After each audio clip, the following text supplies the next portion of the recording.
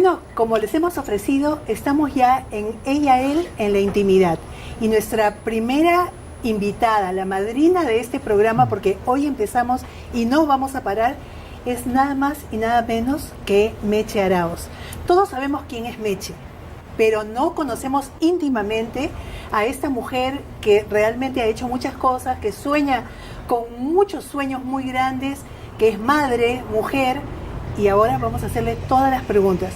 ¿Cómo estás, Meche? Gracias por estar aquí de madrina. Gracias, Marisol, por invitarme y hacerme partícipe de este empezar que tienes, que creo que va a ser muy importante porque hay un espacio de comunicación bonita con mucha gente que necesita expresar sus emociones y conocer otras partes del mundo, ¿no? Y de las personas que es importante, ¿no? Claro, porque en el caso tuyo, o sea, en el caso tuyo como personaje, como política, como profesional, mucha gente te conoce.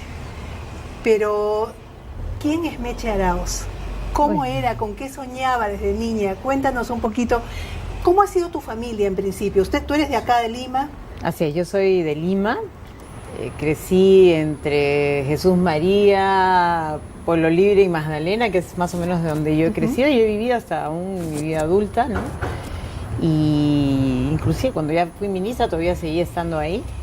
Y he tenido unos padres maravillosos, la verdad, yo sí puedo decir que he tenido la suerte de tener dos padres muy trabajadores, que la verdad la lucharon durísimo, pero en esa lucha nos hicieron a mi hermana y a mí, nos dieron la oportunidad de crecer, de formarnos bien, de buscar y soñar con muchas cosas.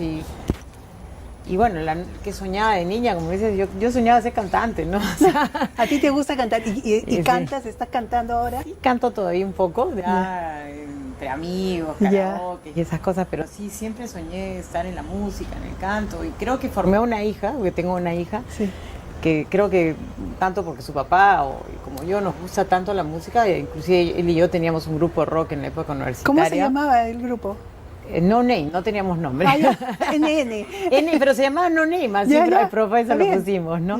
Era un grupo en la música universitaria y hoy día mi hija yo la veo desarrollándose en eso, en la música, ¿no? Está trabajando en una editora de música en los Estados Unidos ahora, ¿no? Y, o sea, ustedes son dos hermanas, ¿tú eres la mayor o la menor? Yo soy la mayor. ¿Tú eres la mayor? Ya dicen que soy la segunda porque mi madre tuvo una pérdida, ¿no? Entonces sí hubo una mujer antes que yo, pero bueno, no nació. Y tengo una hija, una hermana que es 1 año y medio menor que yo, ¿no? Ya. ¿Y cómo era la relación con tus papás? ¿Con quién te llevabas mejor? ¿Quién te engreía más? Eran cada uno diferente, ¿no? Mi papá, creo que a él le encantaba tenerme a mí como su compañera porque a mí me gustaba investigar, estudiar y ver esas cosas. Mi papá era un lector empedernido, a mí me encantaba la lectura. Él era un hombre que nosotros en la familia le tomaban el pelo y le decían que era el diccionario Larousse, porque sabía un montón de cosas, estudiaba muchísimo, ¿no? Entonces yo me sentaba con él que a mirar un microscopio, que mirar un telescopio, que a leer, a investigar, ¿no? Ese tipo de cosas más en lo intelectual estaba con mi papá. Y con mi mamá era otra cosa, mi mamá era más bien la musical, la que cantaba, la movida, ¿no? Mi mamá era muy activa. Una mujer muy trabajadora además, ¿no? Porque no paraba de trabajar, estaba en ventas, en cobranzas, en todo. Hacía movilidad escolar, hacía todo lo que había que hacer. O sea que, como dicen, de raza le viene al galgo. Sí. ¿No? Ahí has tenido tú el ejemplo de todo lo que haces y que no paras, ¿no? Sí, sí. Y creo que de ahí pues aprendí mucho, como bien has dicho. Y también hacer las cosas con humildad, porque sé de dónde vengo, ¿no? Una familia trabajadora, ¿no? No hay más. Y luego... La verdad también mi madre era mi compinche, ¿no? Mi amiga, buena consejera. Mi papá, digamos, también, pero con más dificultad de comunicarse, porque como hombre pues le habían enseñado a hacer ciertos comportamientos. Pero era un padre muy amoroso, la verdad que buen papá, ¿no? Ellos han muerto hace poco, ¿no? Sí, ya un poquito, parece muy cercano. O sea, se murió mi papá en el 2011. Con una enfermedad muy larga, muy dolorosa, y mi mamá murió en el 2013, poco después. Lo lindo fue que ellos llegaron a cumplir sus 50 años de casados. Mi papá tenía esa ilusión de celebrar sus 50 años, inclusive en algunos momentos donde él estuvo muy delicado.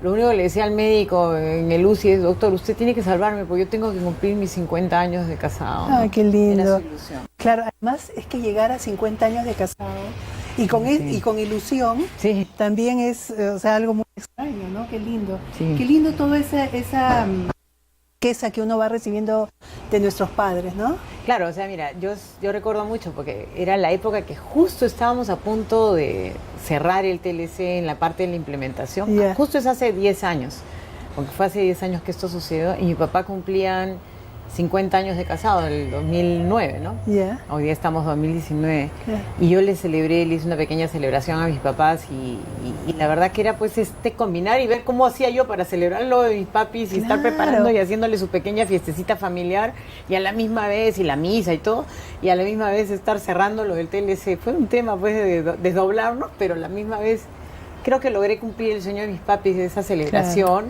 Y yo también justo en ese febrero, porque fue en enero, febrero, lograr que lográramos tener el TLC para con Estados O sea Unidos. que fue un tiempo de celebración total. Sí, y trabajo. Claro. A la misma vez, Regresemos un poquito hacia atrás. ¿Y cómo eras tú en el colegio?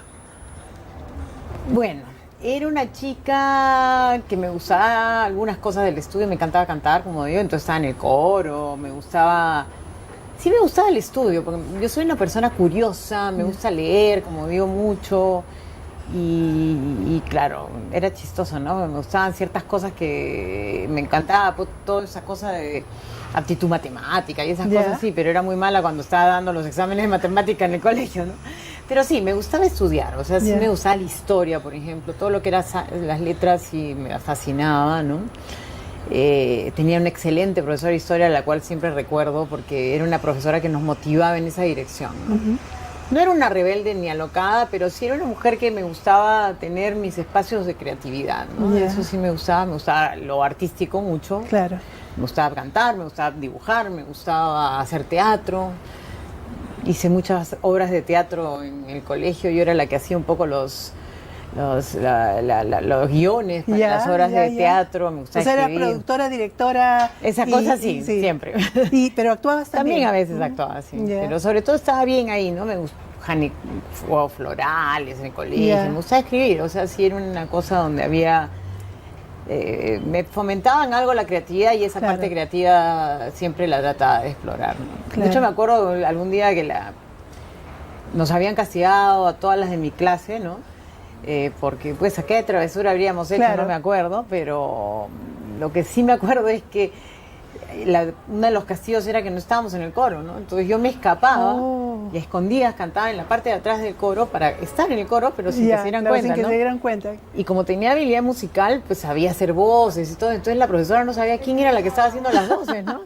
Claro. Y nos metimos un par de amigas y yo, ¿no? A hacer eso y bueno, al final dijo, bueno, ya ni las perdono porque saben cantar, ¿no? Entonces tuvo que aceptarnos un poco, pero fue muy chistoso esas escapadas. Y en esos tiempos de colegio, ¿en algún momento tuviste alguna idea de que podías llegar a impactar a tantas personas a través de la política? No, jamás se me ocurrió, o sea, en esa época más bien estaba en la ilusión, pues, de qué iba a hacer en mi vida, no sabía, no era muy jovencita, yo creo, como para pensar en impactar socialmente, así.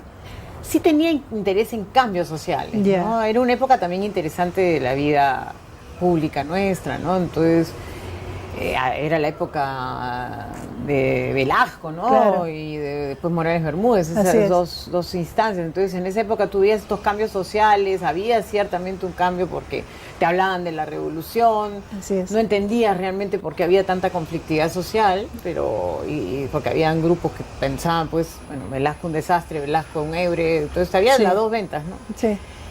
Y entonces lo comenzabas a entender y a estudiar, pero sí sentía pues que había una necesidad de preocuparse por los otros, ¿no? Eso sí. Claro. Eso sí. Y también estaba en mi parroquia, ¿no? Yo vivía en Pueblo Libre en aquella época.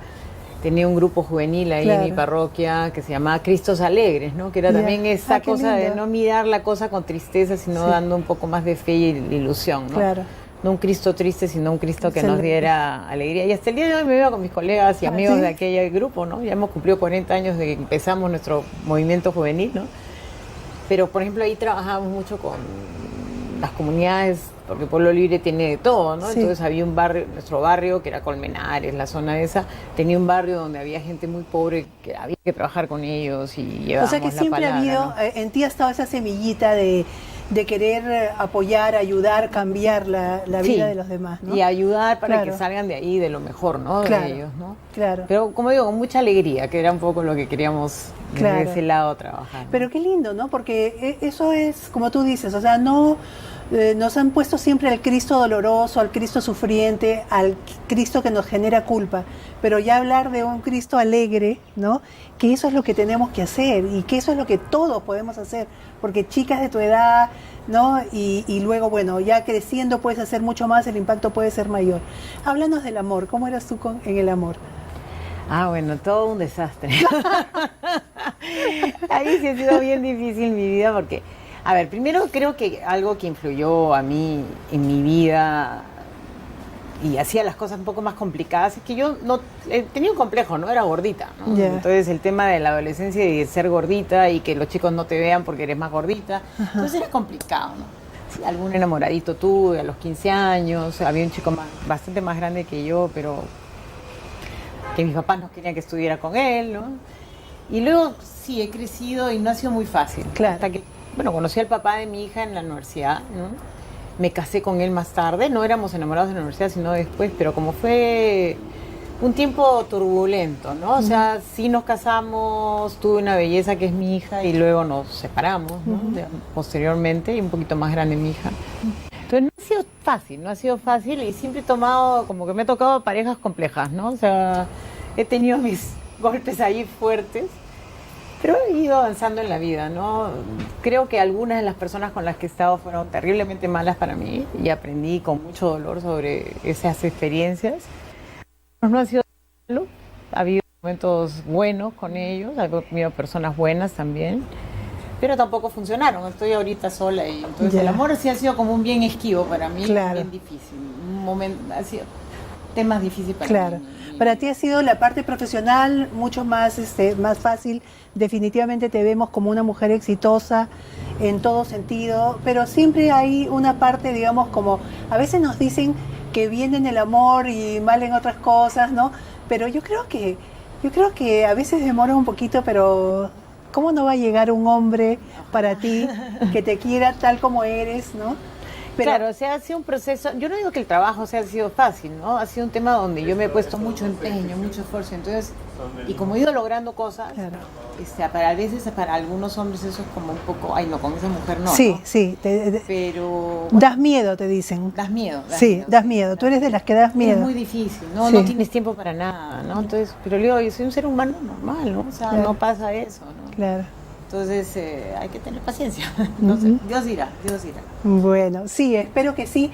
Y vamos a seguir conversando en el próximo programa, Meche, porque hay mucho que se está quedando por saber.